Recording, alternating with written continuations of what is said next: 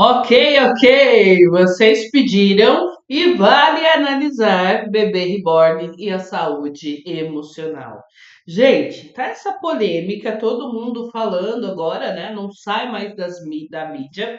Todo mundo falando sobre essa ascensão da coleção de bebê reborn e o quanto que isso reverbera, repercute na sociedade. Será que é só jogada de marketing das produtoras de bebê reborn que estão aí construindo, né, essa imagem de que há uma sociedade inteira, um reboliço inteiro, o bebê reborn se virou para o lado, ele aparece aqui para você. Será que é isso?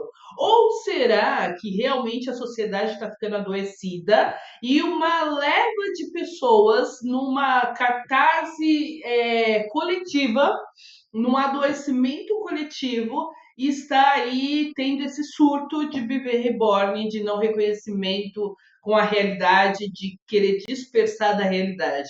O que, afinal de contas, está acontecendo? Eu vou trazer, já que esse canal fala sobre psicanálise, eu vou trazer aqui um viés mais psicanalítico da utilização sadia do bebê reborn. Provavelmente eu vou gravar um outro vídeo, mas é provavelmente, tá bom? Então veremos. Eu vou gravar um outro vídeo falando sobre o lado negativo do bebê reborn.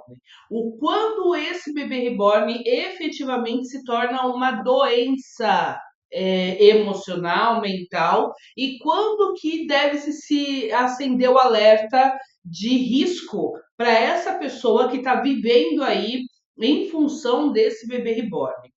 Provavelmente agora que eu justifiquei, eu vou fazer esse segundo vídeo, tá? Então vamos para o lado positivo. A gente vai fazer o lado A e o lado B, né? Então vamos para o lado A, o lado positivo da proliferação de bebê reborns aí na sociedade.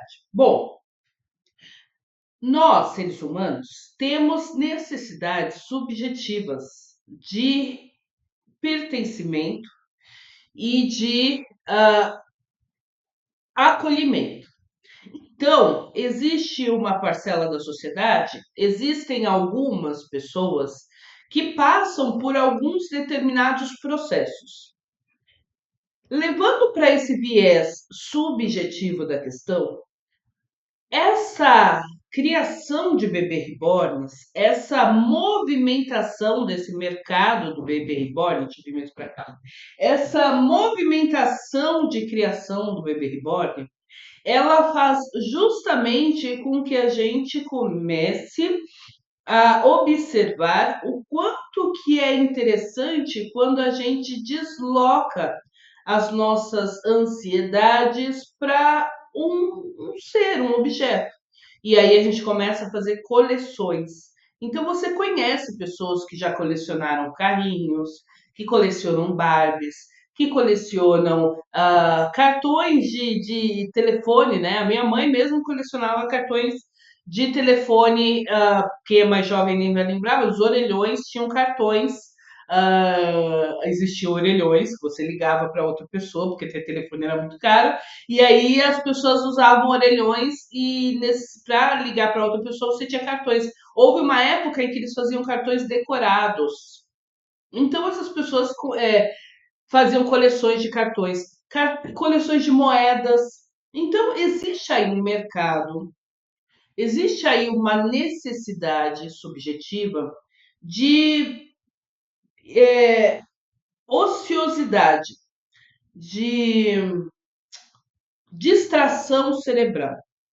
Hoje, como nós estamos vivendo num mundo muito automatizado, estamos vivendo num mundo muito dinâmico, muito líquido, muito fugaz, muito vazio.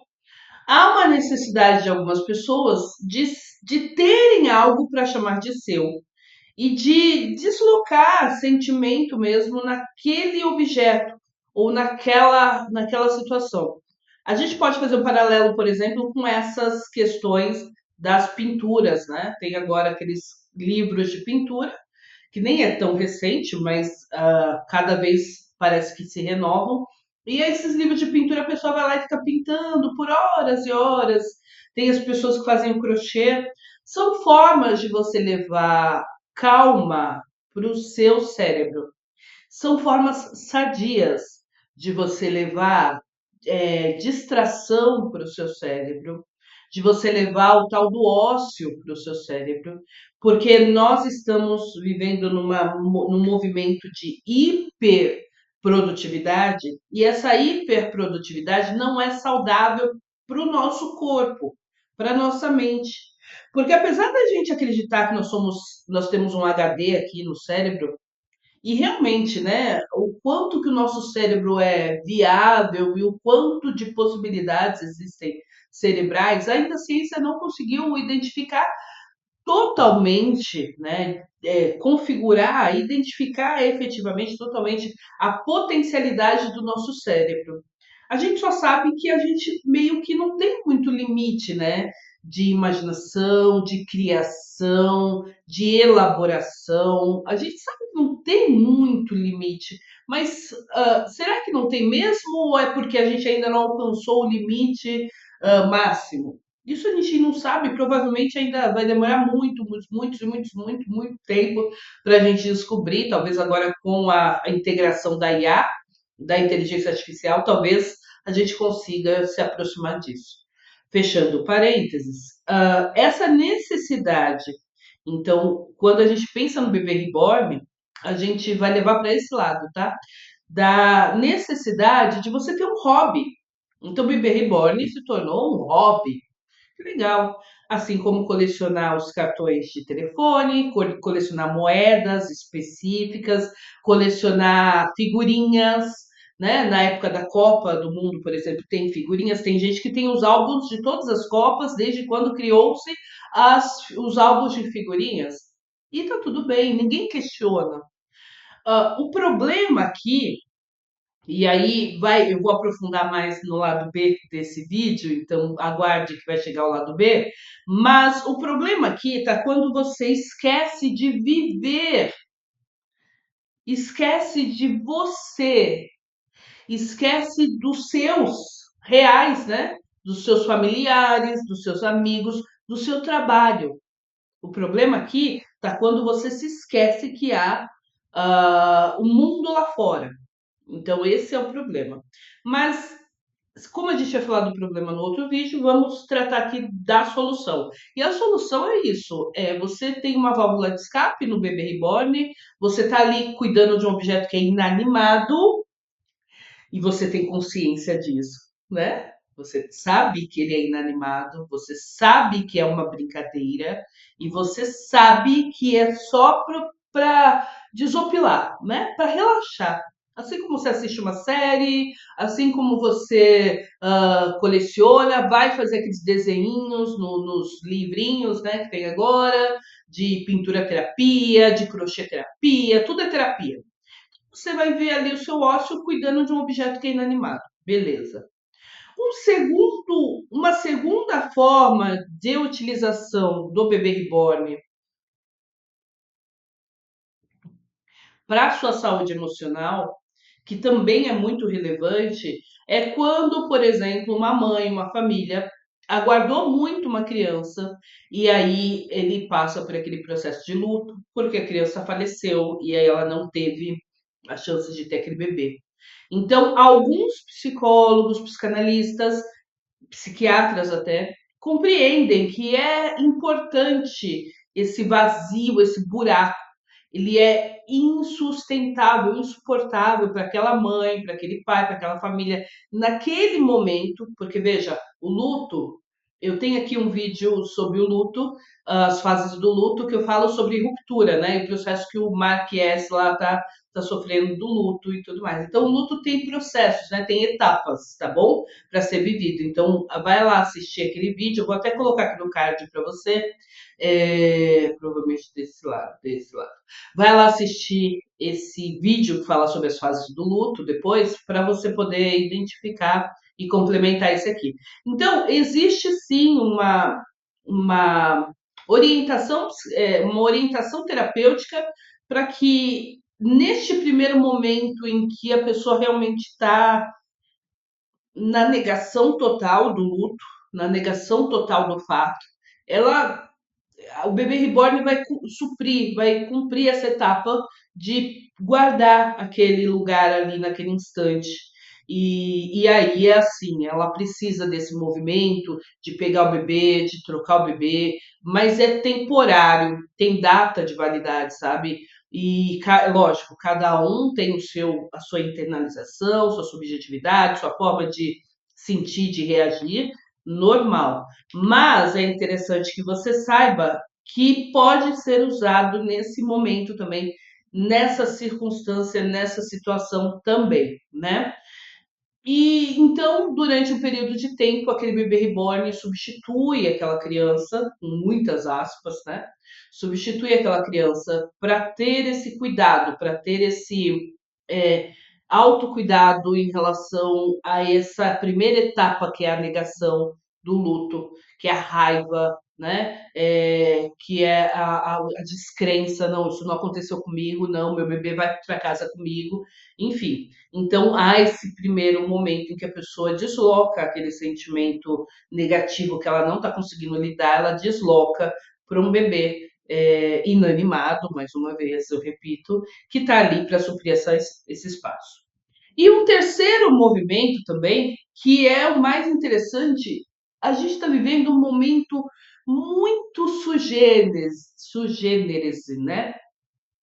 Eu acho que eu falei errado essa palavra, depois a gente corrige. Sui generis. De que a gente está vivendo muito esse momento ímpar, melhor. A gente está vivendo esse momento ímpar de solidão. Diferente da solitude. A solitude é quando você escolhe, vou viajar sozinha e vou curtir a minha presença nessa viagem.